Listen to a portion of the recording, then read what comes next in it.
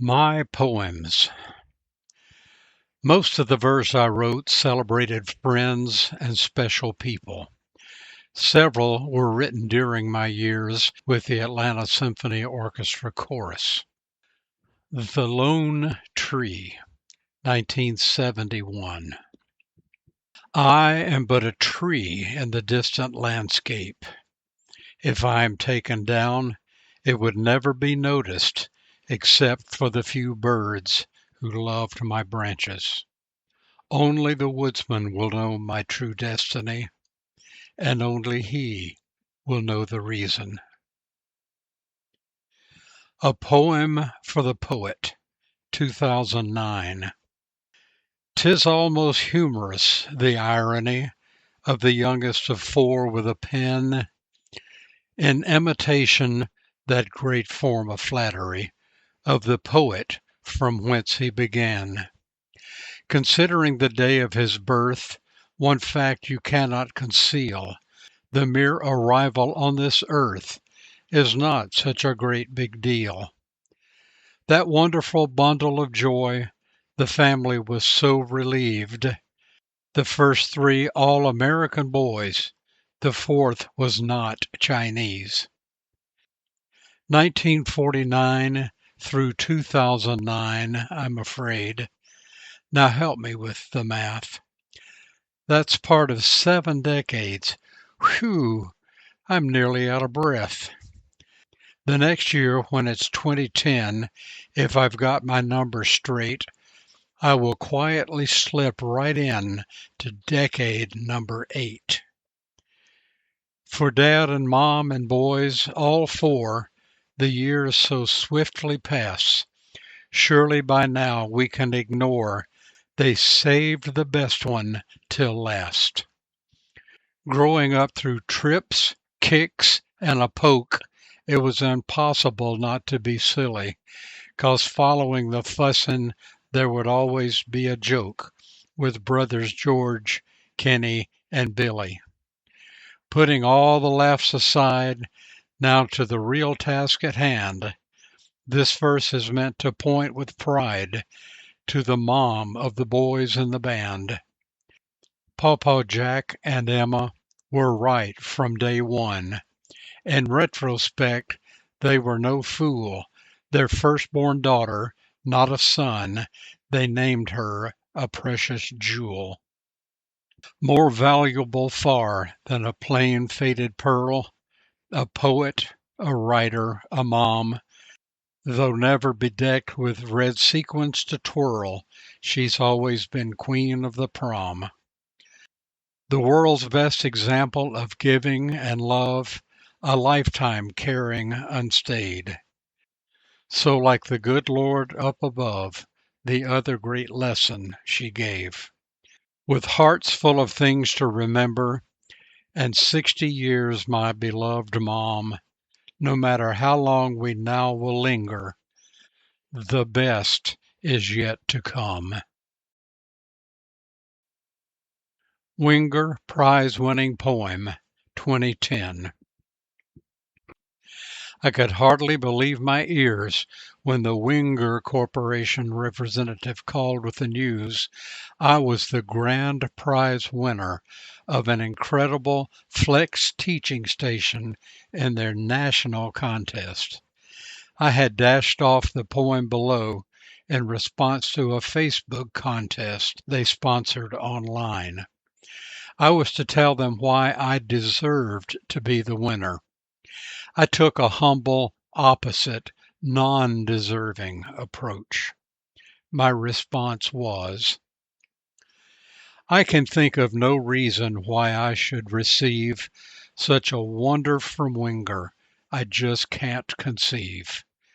I've stood on your steps, it seems like forever. All professionals know there are simply none better. Your system looks so utterly practical, from which to lead and teach our fledgling chorale. But no, not me. I'll be quite precise. I just don't deserve a gift so nice. You are the grandest and bestest and none can compare. For the second place, guys, it's just not fair. Thanks for your offer, you are very sweet, but my humble needs just cannot compete with the hustlers and big boys on magazine pages. They rock and roll with the musical sages. Thanks for your offer, and for heaven's sake, if you have a second one, I will happily take. Congratulations on 50 plus years of the world's greatest products. Thoughts on Johnny Mann, December 2nd, 2008. Revised for memorial service, June 2014. Thoughts on Johnny Mann. If a man marvels at a bird in flight, or the perfect vision of an eagle's sight, if the marvel continues to the red, red rose, it's only natural, I suppose, to wonder, how is that done? Some make buildings that reach the sky, others make machines that actually fly. I could never do either of those, and it's only natural, I suppose, to wonder, how is that done? For 48 years I've been the greatest fan of the effervescent songster Johnny Mann. How did he do it? That melodic prose. A rare gift from the Maker, I suppose. I'm pretty sure that's how it was done. A man reaches milestones through many years. He made the whole country stand up and cheer. But our pace eventually dims and slows. It's all about love, after all, I suppose, and that's why it is done. They call him a celebrity. I find that quite odd. He was really a humble, happy child of God. To make uplifting music was the path that he chose. Thank you, God, that his music forever still flows. Yet, I wonder anew, how was that done? How did he do it for 85 years? You know, that thing about stand up and cheer? That musical kid from Baltimore knows it was mama's prods through the rain and the snow.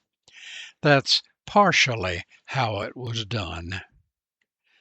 That darn ticking clock brings us all to this day, a painful reminder we're all made of clay.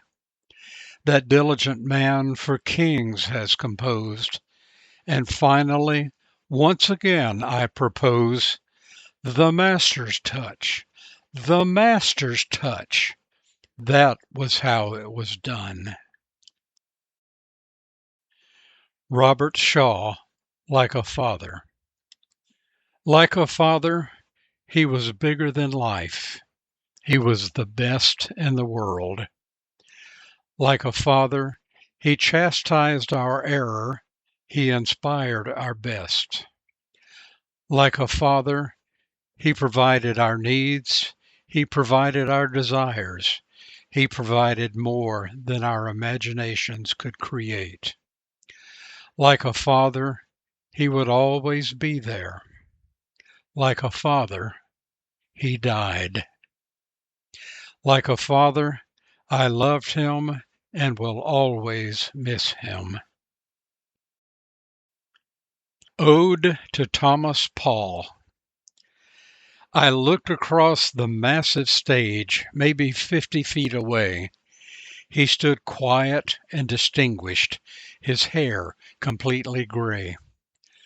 Though my eyes were at first deceived, my ears did soon recall that unmistakable resonant sound of bass, Thomas Paul.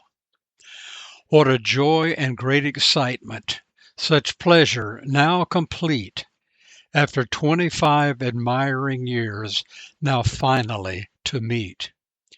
As for time and place to meet, where better could there be than Symphony Hall with Robert Shaw and the great ASOC. When meeting noted artists, one sometimes expects aloofness or avoidance or personality complex. But that's not so with this man of legendary sound, for humility and friendliness adorn his mortal crown. The gathering of musicians was more than merely stellar, perhaps an historic compact disc for company named Telarc.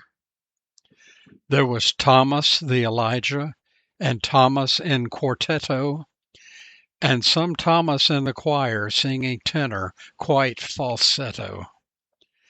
Then late Monday evening, after the music and the clamor, after the excitement and the flurry and the glamour, as happens to all good things, Elijah came to an end, and left behind in his measured wake my new and valued friend.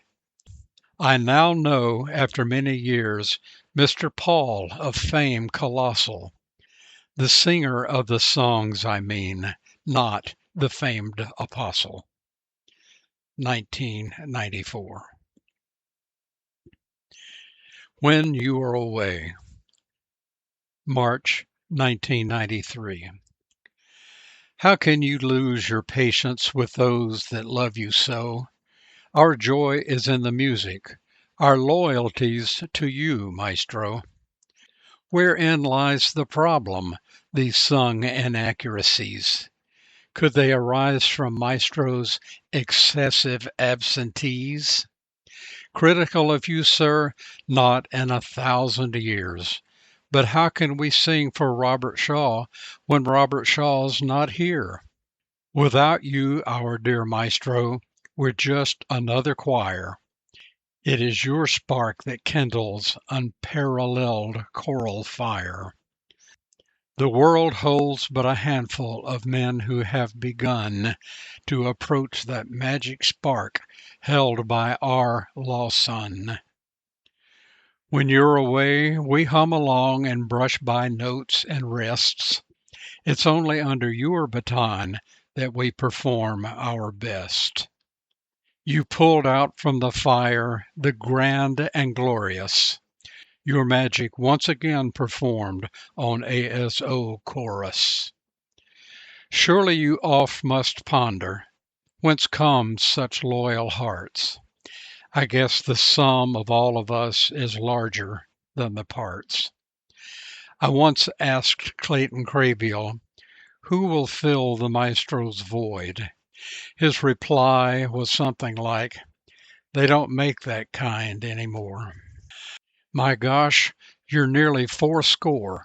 It's probably time to set 10 dozen other landmarks, then take some time to rest. That was completed in August of 94.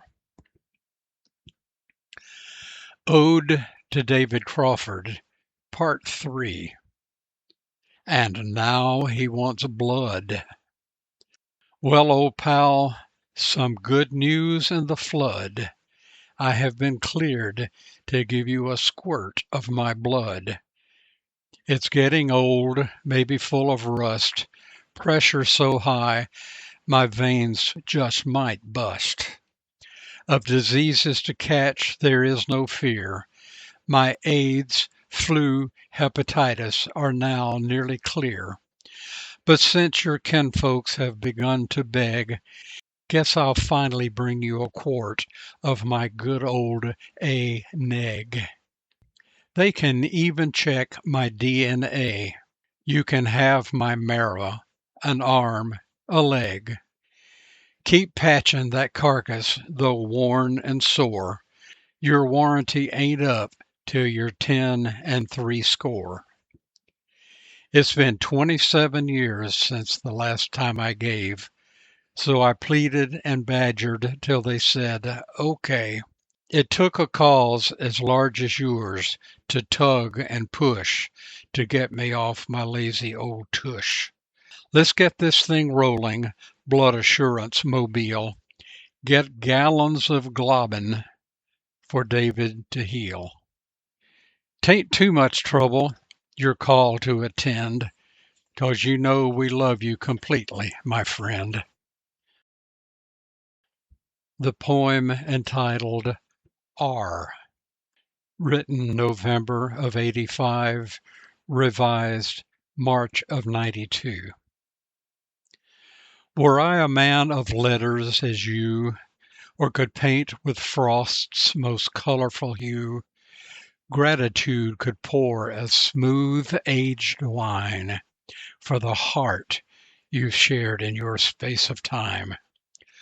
Looking on wisdom and greatness now past, fear tells me surely with you most will pass.